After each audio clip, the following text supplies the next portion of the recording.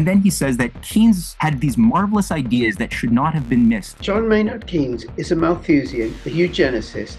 He wants to cull the population. The value is properly located in increasing the powers of creative thought within society and the power of sustaining your population at a higher quality of life with more freedom. Everyone has been talking about what Donald Trump said at Davos. Everyone has been talking about how at Davos, Donald Trump told the globalists that it was over for globalism. But people may be missing something very, very important that Trump could be standing for, that could be a Trojan horse for humanity. That's what we're going to talk about in this video. Hey, Matt, thank you so much for making yourself available. It's always a pleasure, Rich. I love your introductions. They're very hooky. So that would definitely get my attention.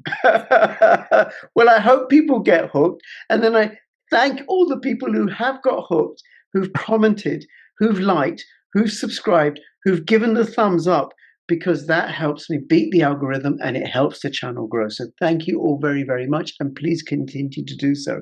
I shall have the links to Matt Ehret and the fabulous work he does at CanadianPatriots.org. That works, yeah. CanadianPatriot.org, yes. And also your YouTube channel and your Substack, Matt Ehret Substack, and also your X. Have that in the description below. And what you're absolutely fabulous at, Matt, and it shows up in the comments. We can see behind, I'm going to say it this way, we can see behind you all the books on your bookshelf. And it's not a green screen, those are real books, right? Mine is a green screen, right? Or it is a green screen. Mine is a green screen.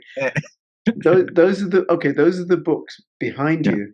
What we can't see, but we can hear when you talk, are the millions of volumes, the massive library between your ears that you draw information from when you and I have these conversations. Somebody once put in one of the comments that, like, to one of our videos, that they put on waterproofs to get ready for the fire hose. Now, by the way, this is all meant to be an acknowledgement and appreciation, okay? Just the incredible amount of information that you provide that's very, very accessible and also important, because it allows us to get a better understanding of what's going on in the world and the threats that we face. And one of the threats that you pointed out to me that I didn't catch is at the speech at Davos by Jameson Greer. Now, Susan Kokinda, a regular guest on my channel, she mentioned that it was a great speech. She really liked what he said. I didn't listen to it, but there's something that you said, So do you want to create the context for us? Who's Jameson Greer? What was he talking about? And what is there to be concerned about? Absolutely. And indeed, it is a magnificent speech. I couldn't encourage people enough to go and sit down and watch it. It's about a 25-minute speech followed by a kind of a lame dialogue with the Davos host. But the speech is phenomenally good. And there was one point in it, though, that caused my mind to just have a bit of a shock. I mean, there was a positive shock at the beginning when I began to hear him speaking about Alexander Hamilton. It was basically an economic assessment of the history of the U.S., of the American system of political economy. So from 1776 all the way up through World War II and the post-war age and the battles that occurred between the British system versus the American system. And never in my life have I heard an official person with influence within the U.S. government coming even close to this level of apparent comprehension of an otherwise completely obscured system of political economy, which has been written out. It's been canceled from our textbooks, our history records, and only people like Susan Kokinda, and I originally encountered this in the days that I had been a volunteer with the LaRouche organization back in 2006, when it was brought to my attention that there was not just one identity for the USA as a bad imperial thing, which is what I and many other people, both in Canada and abroad, had been led to believe, but rather that there was a clash of two opposing identities battling it out since the earliest days of the founding of the Republic. That continues to the current situation. And that was the time that I began to realize that the British Empire did not actually disappear the way we've been told, but actually still exerted a dominant influence over most everything bad that the US had done by having a fifth column system baked into the structures of power of the USA itself. So the American system was sort of the antidote, but I never heard anybody speaking of it until Jameson Greer spoke at Davos from Alexander Hamilton. He was going through competently what the protective tariff system was. Do you want to take us through what is the American system of political economy? And I first came across it when Alex Craner mentioned it in one of my interviews with him. And before you do so, I want to let people know it's Wednesday, the 28th of January, 2222, as we record. So just, and we'll link to, note to editor, link to Jameson's Greer video, his speech at Davos in the description below. So do you want to just say what is the American system of political economy and how it differs from the British system? Yeah. So it is the system that was innovated by Alexander Hamilton, the first U.S. Treasury Secretary under Washington, and who developed a solution to an existential crisis that the early U.S. states were facing when they were still only 13 states in a new territory. They were bankrupt. The war had completely drawn down the resources. The states were individually completely bankrupt. There was 400% inflation that was getting worse month to month. It was nobody wanted to invest in U.S. Treasuries. There weren't any treasuries to invest in because it was only local states having each individual control over their local economic situation. There was no free trade amongst the states. This is after the revolution. And again, everyone was bankrupt. And additionally, there was no proper manufacturing. So how do you generate wealth that would get you out of or create a recovery process for that impossible situation? And it was pretty evident to everyone active at the time that it was really only a matter of time before the US would be economically sufficiently broken to be reabsorbed back into the British Empire that they had only recently broken away from. Alexander Hamilton had the insight, which he had to battle. He had to battle against the deep state structures loyal to the City of London that didn't want this to happen, but he was successful, which was to federalize the debt, the various state debts, create a new type of debt that was driven by the idea that internally the states would have free trade amongst each other to encourage the creation of a national identity and to be able to build projects like roads and canals and things that transcended state boundary conditions so that people weren't fighting over who gets what, but you had a national identity now. And this new credit would now be tied to a new form of behavior that would be premised around the concept of increasing the productive powers of labor by the investment into manufacturing, trade schools, building big projects like the Erie Canal came out of that.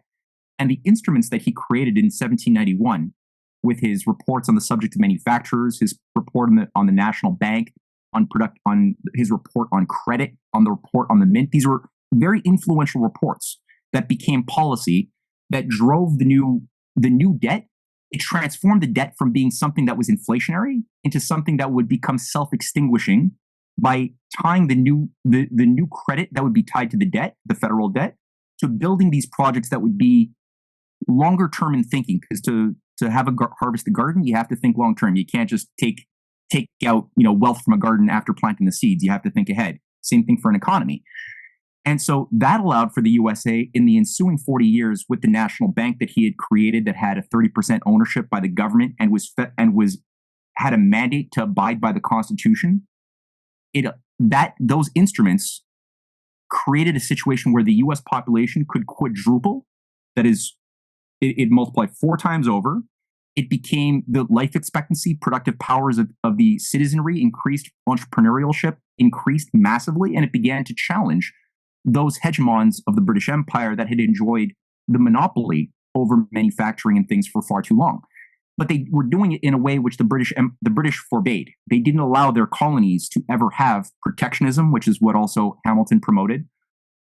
It was Hamilton himself, you got to keep in mind, and Jameson Greer starts with Hamilton in his speech at Davos. And he does this quite well. Hamilton, just between you and me, was already a student of Benjamin Franklin's works on the necessity of a paper currency, Benjamin Franklin's refutations of Thomas Malthus, as well as the earlier Colbertist tradition of France that created something known as dirigisme, the idea that the general welfare must shape the behavior of economic incentives and the behavior of the economy as a whole around big projects that would then allow for the increase of the private sector and everything else. So you had a harmonization of the individual liberty and the individual personal initiative with the well-being of the whole. Today, the problem is for people who have been subjected by too many years of insanity, we've been told you have to pick one or you pick the other. You could be a Marxist collectivist or you could be a radical anarchist individualist, but you can't harmonize those two aspects of the human condition. Hamilton was smarter than that. He understood that you must, if you're fit to survive, find a way to harmonize those things. So all that to say, Greer goes through what Hamilton created. He goes through the defenders of Hamilton after Hamilton is assassinated by Aaron Burr in 1804. And so he goes through Henry Clay and how Henry Clay in the next generation revived the Hamiltonian system that involved... Henry Clay was another president, right? He became Secretary of State and right. He was a senator and a very major force.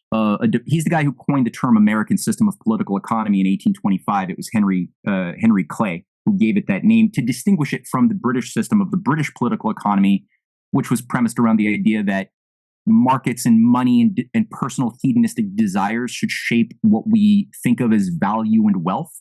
That was the British theoreticians who put that forth, like Adam Smith, Ricardo, John Stuart Mill. They were of the British imperial tradition that said that's what value is. It's supply, demand, the pleasure-pain principle of maximizing pleasure, minimizing pain. Those are things that we use to calculate what is prices, interest, value. That was rejected by the Hamiltonian school, which recognized, no, the value is properly located in increasing the powers of creative thought within society and the power of sustaining your population at a higher quality of life with more freedom. And then everything we define around markets and everything becomes secondary to that higher consideration of always increasing the bounty, always leaping outside of the Malthusian limits to growth. Malthus being, of course, somebody who shaped the British imperial economic school that the Americans broke away from. At different times, when usually a great American president is killed, you'll find the British system of free trade being infused into the White House, into the behavior of the nation, which usually causes the U.S. to, at different times, destroy its own existence. You have things like, the speculative frenzies of the 1830s that resulted in a destruction of industrial output, a dependency on exporting increasingly raw materials instead of producing finished goods for your own people. Increasingly, the idea of, in the insane times when things were going rotten, was that America, or any country has made these mistakes, would start exporting raw materials to an industrial country, in this case, Great Britain, which would give them money, but it wouldn't give them sovereignty. The sovereignty would be destroyed, right? So, again, Greer, who, again, I found it very strange that somebody who was a Mormon, Sorbonne-trained economist would be able to produce such a competent analysis. And he successfully brought it up to Lincoln and Lincoln's advisor, Henry C. Carey, who carried this and advanced this forward. Greer does that. I've never heard anybody outside of the LaRouche organization ever do what he just did. And Carey, of course, did shape much of Abraham Lincoln's greenback policy, the protective tariff, the internal improvements. He did all of that. And Greer also successfully, within 20 minutes, demonstrates how this system was exported to Russia, to Japan under the Meiji Restoration, to China under Sun Yat-sen, whom he names as China's first president, who emulated himself off of Abraham Lincoln's system. And then he points out how that also manifested itself in Franklin Roosevelt's New Deal. But then something happened that I found very troubling, because he was correct in everything he just said. And people, again, should watch the speech and take notes because it's useful. But then something very disappointing happens. And I don't know whether this is duplicity or whether this is simply incompetence. But what he does is he then punctuates this whole beautiful presentation with a fallacy, a dangerous fallacy, which is that Lord John Maynard Keynes, who he speaks with great reverence, was sort of the culmination of this system as the system was beginning to really influence international policy. Instead of it being localized in one country or another country, it became something which challenged the systems of empire itself. And he spent some time, about 3 paragraphs, but significant, speaking about how John Maynard Keynes understood this American system at Bretton Woods, creating the institutions in 1944, like the World Bank, the GATT, the General Systems on Tariff and Trade, the IMF, which profoundly influenced our entire world order. He's correct that Keynes did influence these things. Of course, the fact that these things also behaved in a terrible way as tools of imperialism from 1946 to the present is ignored by Greer, but regardless. And then he says that Keynes had these marvelous ideas that should not have been missed, but were left on the cutting room floor. And he names amongst them his things that were not adopted at Bretton Woods, but that should have been, which in my mind implies that he wants that again. And I don't know if he's speaking for himself or for a broader power network inside of the US. I don't know. However, and those things are Keynes's call for a universal currency or universal system, a unit called the Bancorp, under the control of the Bank of England and the Bank of International Settlements, that every nation would have to have drawing rights. This is what essentially became the basis of the special drawing rights at the IMF. But the Bancorp would have been a more advanced idea of a centralized unit controlled by the Bank of International Settlements, of course, and a mathematical set of rules that must be imposed from above onto all nations of the world, which should be forbidden by law, international law, from allowing themselves to have trade surpluses. And this is where I think a big Trojan horse is being infused into this conversation to muddy the waters, because this is the very opposite of the principle of the American system of political economy. Of course, the idea of banning trade surpluses, Greer and Keynes alike both said that if a nation produces more than they need in the immediate term, then they are intrinsically they're undercutting the development aspirations and the well-being of other countries of the world. Now, of course, Greer is directing his thoughts towards China, which is it's a big producing country. It produces more than it needs. It could also export finished goods and things to other countries of the world. But he also makes the point, and he says that this new international body that Keynes was trying to build, to impose, to enforce these laws, should have the idea that nations should only be allowed to produce as much as they consume, nothing more. That trade balances must always be mathematically perfect. So here's the problem. He acknowledges that the reason why it was not adopted in 1944 was because the U.S. had a vast trade surplus. He ignores the irony that the reason why the Americans had this vast trade surplus was because it applied the American system. Because that's always what happens, is you produce more than you need. But you're producing not just raw materials, you're producing finished goods. And the idea is, why can't everybody produce a bit more than they need, but still be able to trade fairly with other markets in other countries? That's the basis of the American system, is to be able to, to have economic sovereignty, to sustain yourself and your people. So you're not completely at the whimsy of speculators or speculative attacks, or let's say a country that produces something you need collapses, all of a sudden you don't have that thing. That should not happen. You should be able to have as much of a full spectrum economy as humanly possible, while being able to still have, as Franklin Roosevelt and his allies understood, the means of having more value that you're bringing to the world, and then having exchanges with your partners on fair trade. Because if everybody can take care of their own needs, then the trade that they carry out will not be predatory, because everyone can be an adult at the table. They're not dependent. So that's the difference of international free trade versus fair trade. So the thing about this whole thing is that Keynes himself, people still think of him as a legitimate economist to be respected. And I just produced an essay that I sent your way as well, demonstrating that Keynes was not really an economist, although he is respected, that he's not an economist, nor should he be respected, because he was much more of a high priest of Thomas Malthus and the Malthusian vision for humanity as a society that should be depopulated. Go on. Okay, now before we get into Thomas Malthus and what a wonderful ideas that he promoted for humanity, Yeah. Not all of humanity, just the remaining parts of humanity, right? Keynesian ideas, I understand, have been, certainly in Britain, have been adopted by the mainstream left. The idea being that governments can borrow money in order to build infrastructure projects and promote development, and governments can just keep borrowing in order to promote infrastructure. So how is that different from the American system of political economy? Because it's still driving credit towards manufacturing and increasing the productive capacity. That's a wonderful question, Rich. And that's the kernel. That's the heart and soul of this whole thing.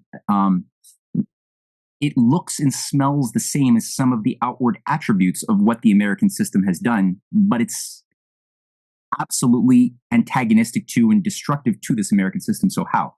In the Keynesian school, if you wish to stimulate the economy in a time of, let's say, economic crisis, what you need to do is the government needs to make work. They can borrow and they can create jobs. The state can invest in building a road or whatever it wants to do to make jobs. In Keynes' system, and you might see similar things being done by a Franklin Roosevelt or a Abraham Lincoln or a Hamilton. They might say those actions are good actions. However, what causes the value of the currency and the decision making, what shapes that in the Keynesian system, is the idea that the person who will be, let's say, digging a ditch, getting paid by the state to dig a ditch, is going to go out and use their paycheck to go and buy groceries for the family. The grocery purchasing, and they're going to pay their electricity bills and whatever. That then is going to create a demand for electricity and food to be produced for the grocery stores for those families. The demand will be satisfied by now farms producing more from electricity grids. Hydroelectric dams will be built to satisfy this new demand for electricity, and big infrastructure and everything else will be the beautiful, magical consequence of people digging that ditch and getting paid or whatever they're doing. It doesn't matter in the Keynesian world if somebody else, a second person, is getting paid, and this is a famous example, but it's true, to fill up that ditch that has just been dug by that other guy. You could have another team of 1,000 workers now filling up ditches that have just been dug, and they're getting paychecks. And they're going to use their paycheck, and they're going to go and buy groceries and pay their electricity bills. It doesn't matter in Keynes's world. Everyone got paid, and the consumer is now going to drive this whole it becomes ultimately bottom up in a weird way. In the American system tradition, there is no such absurdity that is permitted.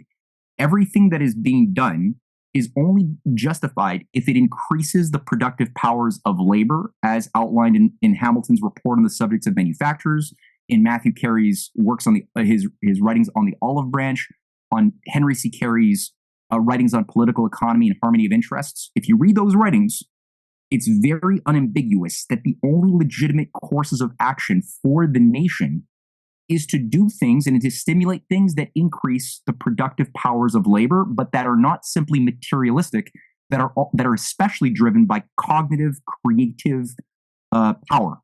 So that metaphysical, spiritual aspect of divine inspiration, of awe, of invention, that allows for discoveries, and then the fruits of those discoveries in the form of technological growth, spin-offs that you find application for in the markets. That's all being driven by the power of mind to understand the laws of God's creation. It's, again, it sounds like religious language I'm using, but this is scientifically valid language that is, you'll find infused throughout all of the writings of these people who made history and advanced this. So in Keynes' system, that's not true. That's not true at all. He's a mathematician. And that's why Franklin Roosevelt, who we have been told was a Keynesian, because Roosevelt was the head of the Democratic Party when he was elected. Actually, his whole career, he was a Democrat. But, and since Democrats have become the conduit, especially over John F. Kennedy's dead body, the conduit in which Keynesian thinking has been infused like a virus into a host. And inversely, Keynes's lifelong friend, Friedrich von Hayek, who was the head of one of the most influential Austrian school economists, they were lifelong friends. After World War II, von Hayek's doctrines were infused into the Republican Party, and that became the false dualism of you could either be a conservative Austrian school thinker and you don't think about the collective good, you just think about individual enterprise and liberty, or you were a Democrat, you're a leftist, and then you think only about, you're a Keynesian in that case, and you think only about the collective good, and personal liberty is not really a concern. That's a false dualism. It's a false choice that was put onto us over FDR and JFK's dead bodies. But again, you look at FDR. FDR said that Keynes is a mathematical fetishist. After they had one meeting in 1933, Frances Perkins, the personal secretary of Franklin Roosevelt, recorded in her book how Keynes said that President Roosevelt was incompetent, illiterate, economically speaking, after their meeting. And Franklin Roosevelt called Keynes a mathematical fetishist and not a real political economist. So he was in no way a follower of Keynes, although people within his within his civil service certainly were. There were people who were influenced by Keynes, like John Kenneth Galbraith was a Keynesian and was infused into the civil service of FDR, and then brought a lot of these toxic ideas in there. Right. Now, this is very interesting because it goes back to the point you made earlier about how the American system of political economy has been obscured from our economic books and from history. So all we've got is this idea of government spending one person to dig a ditch, another person to fill a ditch, or von Hayek's free market capitalism, laissez-faire, I suppose derived from Adam Smith or whatever, right? Those sorts of ideas, we can either choose those, and the other option, the American system of political economy, that's been hidden from our view. Okay. And then this ties us into, what's the connection between Keynes and Malthus? I was hoping you'd ask that question, Rich, which is why I prepared a little image here of the figure of Thomas Malthus, who in 1799 published his famous, or I should say infamous, essays on the principle of population, where he first outlined the way to scientifically manage the human herd. And he produced a graph. Basically, it's a very primitive logarithm, which features an arithmetic growth rate of food production that he said, without real much evidence, but he basically said if we allow everything being equal and we allow the momentum of human population demographic growth to just be what it is, we will find, he asserts as a mathematician, that food production will always only grow arithmetically, while population growth will always happen geometrically. And that gives us, he says, a power of foreseeing the future like an oracle. And we could calculate those mathematicians who are managing the human herd, of course, when the crossover in the future will happen, which he calls or what we later on found to be dubbed the carrying capacity, of a demographic crisis where population exceeds the means of supporting the population. And he says, with this great power, we can now preventatively act upon that future crisis by using the gifts that God had given us. And let me just point out, I got a little quote here from Malthus from his essay on population, first edition, where he describes here very quickly that hold on, I've got a little problem with my thing. The power of population is so superior to the power of the earth to produce subsistence for man that premature death must in some shape or other visit the human race. So very, very predeterministic, why not solve those problems? Why not stop whatever. He says that that's a must that we have to accept as an irrefutable fact. And now we can proceed in this false argument, which is we should facilitate instead of foolishly and vainly endeavoring to impede the operations of nature in producing this mortality. And if we dread the too frequent visitation of the horrid form of famine, we should sedulously encourage the other forms of destruction which we compel nature to use. In our towns, we should make the streets narrower, crowd more people into the houses, and court the return of the plague. Oh my gosh, the original WFer. Yeah, the original. And just to be quick, John Maynard Keynes was himself the president of the Neo-Malthusian League for many, many years, and he wrote in one of his speeches in 1933, or there's an essay on Malthus. He says, let us think of Malthus today as the first of the Cambridge economists, which is what Keynes himself was, a Cambridge apostle, he's up there with Bertrand Russell and Alfred North Whitehead. It's a very elite clique inside of Cambridge. As above all, a great pioneer in the application of a frame of formal thinking to the complex confusion of the world of daily events. Malthus approached the central problem of economic theory by the best of all possible routes, that is, courting the return of the plague and killing off the... Lord Maynard Keynes, in his address to the Neo-Malthusian League, stated in 27 that we of this society are Neo-Malthusians. I believe that the future, the problem of population will emerge in the much greater problem of hereditary and eugenics. Quality must become the preoccupation. So he's talking now about eugenics. Now, he's also a lifelong member of the British Eugenics Society, and the treasurer of said society up until his death in 1946, when he's literally called for the science of eugenics is the science of weeding out the unfit, useless eaters and creating a new type of society that's fit by a managerial class. So right there, you've got some sick thinking that is directly tied to all of what he does in the economics realm.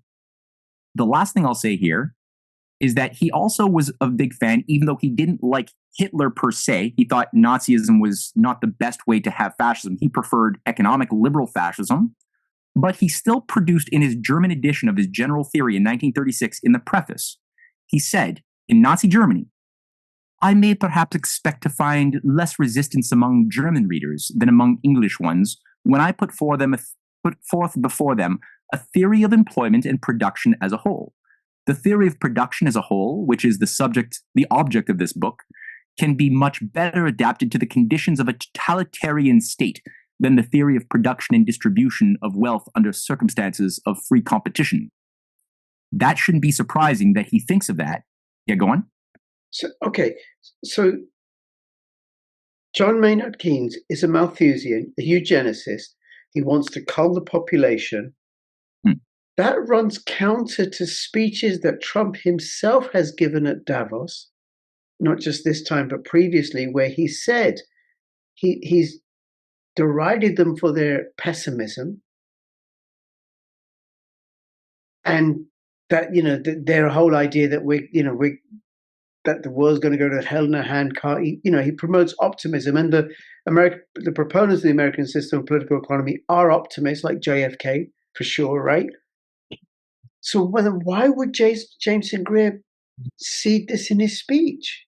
You see, that's what troubles me. So either he's simply dumb and going along with a party accepted mainstream line and doesn't know better, but I don't think that that's true, because the level of competence that he expressed in his exposition of the American system from over 200 years was so high quality. I'm quite sure that he was likely, or whoever wrote the speech for him, was extracting a lot of that information from likely EIR affiliated historians, I would imagine, because I've never seen this done anywhere.